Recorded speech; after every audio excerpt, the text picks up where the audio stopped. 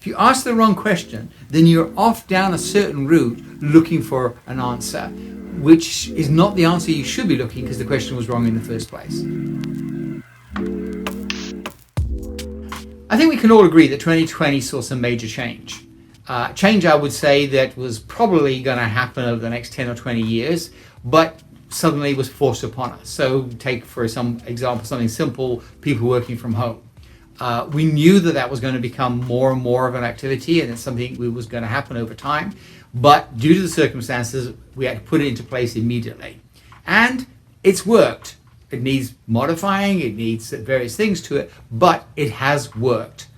The question is, are we looking at things in this crisis as an opportunity to make some significant change? Or are we just trying to get as close back to the way as it used to be as quickly as possible? You know, there's an old expression, don't let a good crisis go to waste. A good crisis is something that's gone wrong, but out of this comes the opportunity to make some shifts that maybe we wanted to make and maybe we would have made over time, but we can make them quickly and effectively now. So is your organization really genuinely looking at making some changes? And there's things that get in the way of that happening, because it's called cognitive bias. It's people not wanting to make the change. Have you ever sat in a meeting where people talk around a subject and they're tinkering around the edges and they don't get to the nub of the issue? Research shows that people look at their stock portfolio when the stock is going up. They look at it regularly to see how much it's going up by and how well they're doing. When it's down, they very rarely want to look at it. They avoid looking at it where possible, because people do not like to face up with big issues. So at a time like this, when we've got an opportunity to make some significant change in an organization, have you got the people that are willing to embrace that? Are your people, bear in mind that people like to resort to what they know or they like. Are they avoiding data and bad news? There's an expression, turkeys don't vote for Christmas. Are they securing their own position? And I've heard that from people that we've been talking to. So, no, I don't want to talk about that. I may lose my job. So, what do you really need here? And I've got a few suggestions around that for you to think about. If you're going to really radically look at it, whether it's a department, the business as a whole, the structure, whatever you're going to do, first question is, have you got the right people in the room?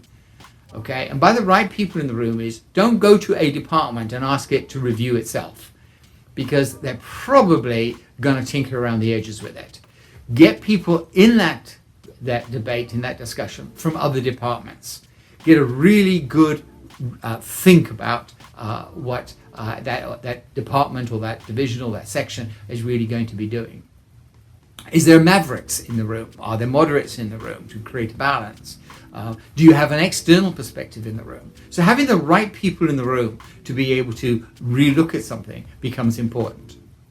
Then it is the people that are in there, are they asking the right question? If you ask the wrong question, then you're off down a certain route looking for an answer, which is not the answer you should be looking because the question was wrong in the first place. So are the people asking the right questions? Who's compiling those questions for them to look at?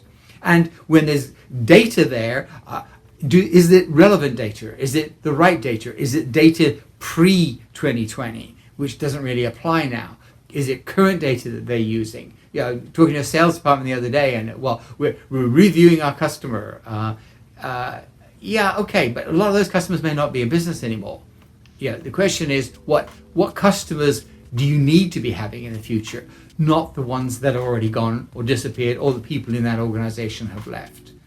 And finally, the third point is, will the people that make the recommendation be listened to?